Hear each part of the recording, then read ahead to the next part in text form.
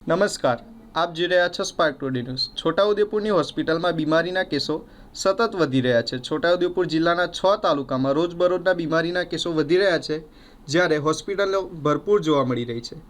તાવ, diarrhoea, typhoid, dengue, chikungunya જેવા કેસો સરકારી ચોપડે નોંધાયા છે, જ્યારે ખાનગી હોસ્પિટલોમાં પણ દર્દીઓમાં ભારે ઘસારો જોવા મળી રહ્યો છે। અત્રે ઉલ્લેખનીય છે કે છોટાઉદેપુર જિલ્લામાં છેલ્લા 2 મહિનાથી જિલ્લાના પીએચસી, સીએચસી કેન્દ્ર અને જનરલ હોસ્પિટલોમાં દર્દીઓનો ભારે ઘસારો જોવા મળી રહ્યો છે।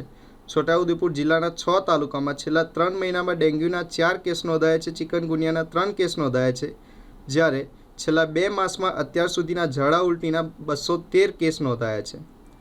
આમ તાવના પણ 1636 કેસ, જ્યારે ટાઇફોઇડના 53 કેસ સરકારી ચોપડે નોંધાઈ ચૂક્યા છે, જ્યારે જિલ્લાની સરકારી હોસ્પિટલો ફૂલ જોવા મળી રહી છે।